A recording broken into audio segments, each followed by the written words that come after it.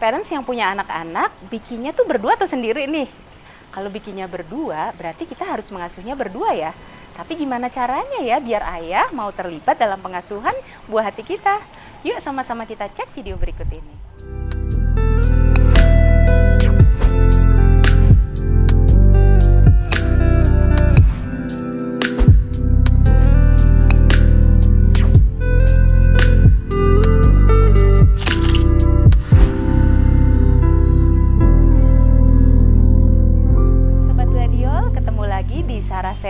Saran sehat untuk Anda. Kali ini bersama saya Swastika Wulan Pahlevi, psikolog anak dan remaja. Kita sama-sama mau bahas kali ini tentang peran ayah dalam pengasuhan buah hati kita.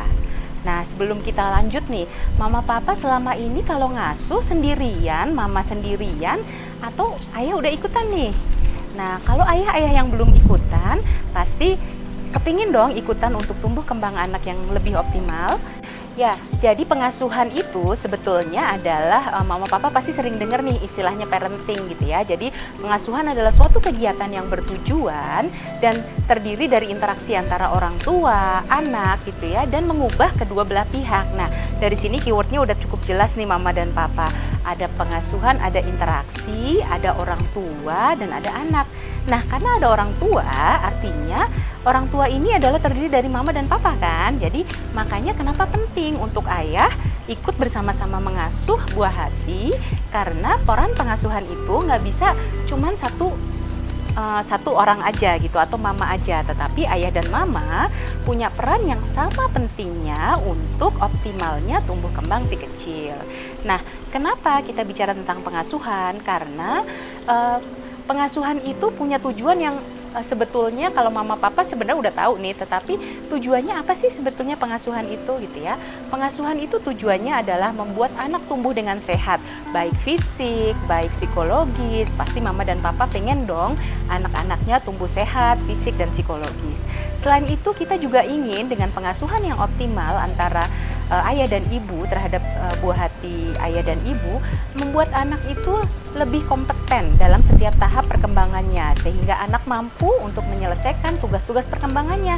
Seperti apa contohnya? Misalnya begini nih moms atau papa, anak usia 1 tahun kan kita harapkan sudah bisa nih misalnya belajar berjalan, kemudian dia juga bisa mengucapkan 2 patah kata sederhana seperti mi, mam gitu ya. Kemudian dia juga mulai mengenali anggota keluarganya. Nah, hal-hal seperti ini adalah salah satu tujuan dari pengasuhan. Sehingga ketika mama dan papa bisa bersinergi, maka tujuan-tujuan pengasuhan ini bisa lebih tercapai dengan optimal. Nah, selain tujuan itu tadi, sekarang kita bicara manfaatnya ya, mama dan papa. Apa sih manfaatnya dari ayah ikut terlibat dalam pengasuhan? Kenapa sih nggak mama aja yang mengasuh anak? Saya kan udah capek nih ngurus cari duit gitu ya. Jadi kenapa papa penting untuk ikut terlibat dalam tumbuh kembang si kecil gitu ya? Karena memang beberapa penelitian sudah menyebutkan bahwa ayah yang terlibat dalam pengasuhan anak itu biasanya anak-anaknya memiliki tingkat kecerdasan yang sedikit lebih tinggi dibandingkan anak seusianya. Tentu saja kecerdasan bukan satu-satunya parameter kita ya mama dan papa. Selain kecerdasan, kita juga melihat bahwa anak-anak dengan ayah yang terlibat dalam pengasuhan biasanya memang memiliki tingkat kepercayaan diri yang lebih baik. Ketika di usia anak prasekolah, mereka lebih bisa mengembangkan kemandirian gitu ya. Nah, di usia selanjutnya ketika mereka masuk usia remaja, mereka juga merasa lebih kompeten dalam melakukan interaksi dengan teman-temannya, sehingga mereka lebih sedikit untuk terlibat dalam kenakalan remaja. Nah, setelah tahu pentingnya peran ayah dalam pengasuhan anak-anak, pasti ayah udah gak sabar nih, buru-buru. Saya mulai hari ini saya pengen lebih terlibat nih untuk pengasuhan anak. Nah, gimana caranya? Sejak kapan kita bisa ayah bisa mulai terlibat dalam pengasuhan anak? Sejak kapan? Sejak anak sudah ada di dalam kandungan papa dan mama gitu ya. Jadi gimana caranya ayah itu bisa terlibat dalam pengasuhan sejak dalam kandungan? Misalnya ayah bisa ikut menstimulasi buah hati ayah dan ibu ketika dalam kandungan dengan memperdengarkan berbagai jenis suara, menceritakan kegiatan ayah hari itu gitu ya. Kemudian ayah juga bisa menjaga kondisi psikologis ibu selama kehamilan sehingga ibu tenang menjalani masa kehamilan. Kemudian ketika anak baru lahir, mungkin di awal-awal kelahiran, mungkin akan lebih banyak ibu karena terkait kodrat menyusuinya gitu ya. Tetapi bukan berarti ayah juga nggak bisa berperan di sini gitu ya. Ayah tetap bisa kok berperan di usia-usia awal kelahiran anak gitu ya, buah hati.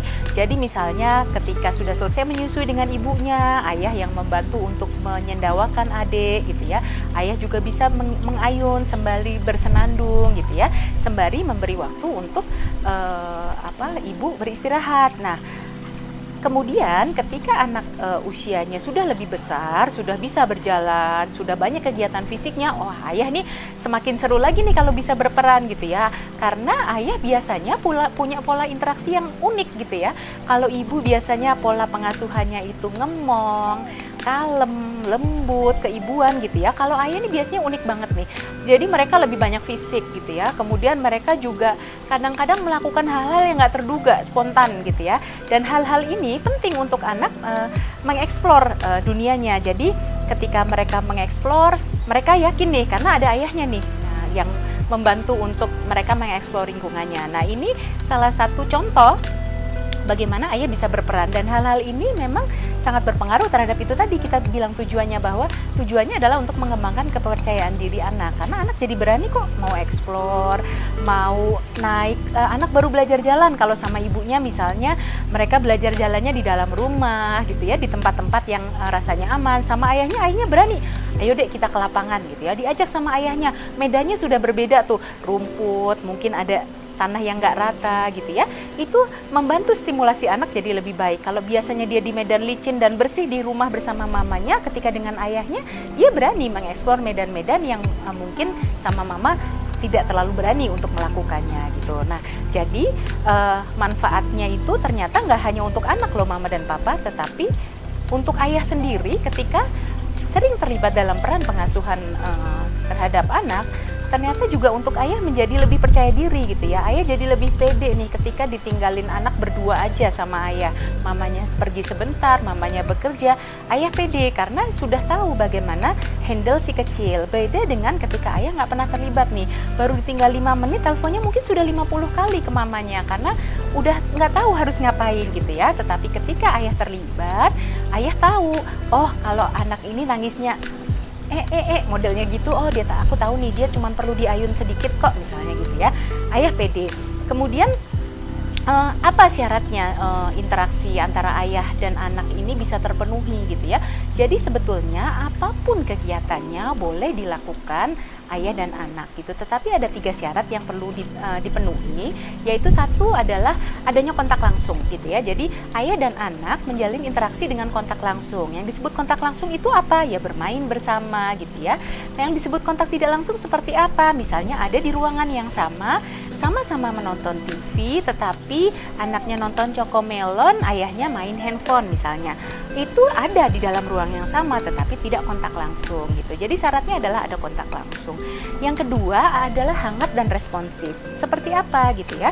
Jadi ayah paham atau peka terhadap kebutuhan anak. Contohnya tadi itu lagi belajar jalan gitu ya. Anak berani nih mengeksplor, tetapi karena dia yakin ayah tuh responsif.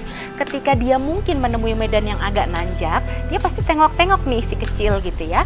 Ayah yang responsif dan karena sering ini pasti akan bisa memahami, oh anakku kepingin tahu nih caranya jalan nanjak, tetapi dia nggak terlalu yakin. Oke, aku akan bantu deh. Tenang deh, ada papa di sini. Gitu ya. Jadi ayah mungkin mengulurkan tangan, ayah mungkin menjaga di belakang si anak sebagai bentuk support bahwa kamu aman loh untuk eksplor dunia ini karena ada ayah di belakang kamu gitu ya. Nah, setelah itu baru fungsi yang ketiga, yaitu kontrol atau pengaturan gitu ya. Jadi kontrol atau pengaturan itu kita taruh di belakang.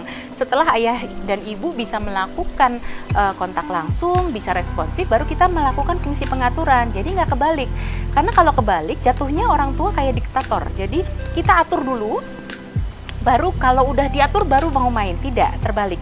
Kita responsif dulu, kita bermain dulu dengan anak, baru kita Kemudian melakukan fungsi pengaturan. Seperti apa? Fungsi pengaturan sederhana, tapi ini disepakati antara ayah dan ibu. Artinya ayah terlibat dalam fungsi pengaturan ini. Karena selama ini dalam fungsi pengasuhan seringkali adalah ibu yang lebih banyak nih mengatur. Misalnya boboknya jam berapa gitu ya, nggak boleh makan jajan sebelum makan nasi dan sayur gitu. Nah, karena ayah tidak terlibat, biasanya ayah nih yang bikin rusuh gitu ya. Rusuh tuh artinya udah tahu nih jam 12 mau makan anak atau mau makan si kecil, jam 11 sama ayah dikasih es krim gitu ya. Sehingga anak kemudian ketika jam 12 aku udah nggak lapar, aku kenyang karena sudah dikasih makan es krim sama ayahnya. Nah, hal-hal seperti ini yang menyebabkan peraturan di rumah menjadi sulit untuk ditegakkan. Maka dari itu penting untuk ayah juga ikut terlibat dalam fungsi-fungsi pengaturan tersebut. Nah, kalau ayah sama ibu sudah melakukan hal-hal tersebut, tetapi kok masih sulit juga ya ayahnya ini untuk terlibat dalam tumbuh kembang si kecil, untuk pengasuhannya. Kira-kira ada tips nggak sih biar ini ayahnya bisa lebih semangat gitu untuk lebih terlibat dalam pengasuhan anak? Bisa, kita kasih tipsnya ya, ada 4 tips ya. Yang pertama, ketika ayah nggak mau terlibat dalam pengasuhan si kecil, kita jangan buru-buru mengambil kesimpulan, tapi kita cek dulu nih latar belakangnya. Jangan-jangan ayahnya bukan tidak mau terlibat, tetapi dia tidak punya contoh gitu. Karena barangkali ayah dan ibu dari ayah itu punya pengaturan tentang pengasuhan yang cukup patriarkis gitu ya. Artinya zaman dulu banget. Garisnya jelas, ayah cari uang, ibu di domestik nih, ngasuh anak, ngurus rumah gitu. Sehingga ayah tidak punya role model atau tidak punya contoh seperti apa gitu ya. Nah, kalau masalahnya seperti itu, mama bisa lanjut ke tips yang kedua. Berarti dia butuh role model atau contoh atau teladan. Berikan contoh gitu ya. Seperti apa sih bersikap atau mengasuh ketika bersama anak? Apakah harus banyak bernyanyi ketika sama anak bayi? Gimana sih cara gendong yang enak gitu ya? Gimana sih ngajak anak main yang nggak bikin nangis gitu ya? Mama kasih contoh gitu ya. Atau orang tua, orang terdekat bisa kasih contoh sehingga ayah tahu, oh perilaku seperti apa sih yang sebetulnya diinginkan atau diharapkan ketika ayah berinteraksi dengan anak. Nah, kalau pakai role model kok atau pakai contoh kok kayaknya nggak bisa juga. Oke, kasih petunjuk juga mama yang konkret, yang detail gitu.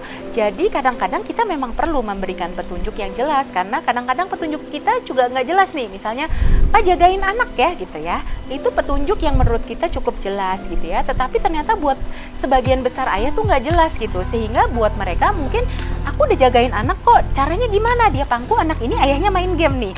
Buat ayah ini adalah contoh menjaga gitu. Tetapi dalam bayangan ibu adalah menjaga anak tuh bukan ditinggal main game, tapi main bareng anak. Nah, tetapi karena ini tidak dikomunikasikan dengan cukup konkret, dengan cukup detail, maka terjadi miskomunikasi di sini. Nah, di sini perlunya kita melakukan komunikasi secara detail. Udah dicoba berbagai tips itu tadi, tapi kok ayah masih belum lengket juga nih sama si kecil gitu ya. Atau anak juga kok kayaknya masih takut-takut nih kalau mau deket-deket sama ayahnya gitu. Jangan-jangan satu waktu kita juga masih kurang nih ayah gitu ya. Jadi karena selama ini mungkin anak hanya dapat waktu sisa nih. Jadi pulang kerja, ayahnya udah capek, anaknya juga sudah masuk jam tidur gitu ya. Sehingga udah sama-sama tidak di prime time. Ayahnya nggak di prime time karena lelah, anaknya juga sama, udah waktunya bobo gitu ya, udah lelah untuk diajak melakukan aktivitas yang menyenangkan. Sehingga perlu ayah untuk juga bisa menyelipkan, bukan menyelipkan ya, tetapi memprioritaskan waktu untuk bisa berinteraksi dengan anak. Ingat, anak tadi perlu kontak langsung gitu ya, jadi memang nggak bisa kalau hanya pulang kerja nonton TV karena saya udah capek gitu ya, tetapi perlu kontak langsung satu waktu lagi. Kemudian kalau itu juga nggak berhasil, berarti mungkin kita juga perlu evaluasi sendiri nih mama, apa ya dari kita yang mungkin nggak efektif nih untuk membuat ayah terlibat dalam pengasuhan anak tetap nggak mau lengket gitu ya. Nah, jangan-jangan kita juga sering menjadikan ayah sebagai sosok yang ditakutin. Misalnya kayak gimana sih, kamu kalau nggak makannya dihabisin nanti mama bilangin papa loh, misalnya gitu ya. Atau ayo buruan diberesin, tuh papa udah pulang tuh gitu ya. Sehingga ketika papanya pulang itu bukannya jadi hadiah, tetapi jadi sesuatu yang menyeramkan. Aduh, papa pulang nih, aku mau dimarahin karena nggak beresin mainan gitu ya. Jadi, selain dari faktor papa, kita sendiri juga perlu sebagai mama untuk bisa melakukan evaluasi bahwa apa yang kita lakukan mungkin nggak berefek yang justru membuat ayah dan anak ini jadi nggak lengket gitu ya. Oh ya, satu lagi juga, kadang-kadang kita juga sebagai mama, sebagai pasangan itu kurang memberi kepercayaan terhadap suami gitu ya, sehingga ayah jadi nggak pede juga nih untuk bisa berinteraksi. Nah, misalnya berinteraksi sebentar tuh kita sambil nungguin, aduh bentar lagi kayaknya nangis nih kalau sama papanya gitu ya. Jadi begitu ada tangisan sedikit, kita langsung ngerebut nih anak. Bener kan kalau sama papa pasti nangis gitu ya. Padahal barangkali bukan karena dia apa-apain, karena anak kan memang ya kadang-kadang masih bisa menangis gitu ya. Dan pada awal-awal ayah kembali memulai pengasuhan terhadap anak, barangkali ayah juga belum terlalu terampil gitu. Dan itu yang perlu kita pahami, sehingga tingkat toleransi kita agak kita sesuaikan, sehingga ayah juga belajar untuk lebih percaya diri, kita juga belajar untuk percaya pada pasangan kita. Percaya deh, dengan komunikasi dan pengasuhan yang sinergi antara ayah dengan bunda, tidak lain hanya untuk membuat anak menjadi lebih optimal dalam tumbuh kembangnya. Oke, demikian pembahasan kita hari ini mengenai peran ayah dalam pengasuhan anak. Sekian dari saya Swastika Wulan Pahlevi, psikolog anak dan remaja RSI Agladiol, setia melayani Anda.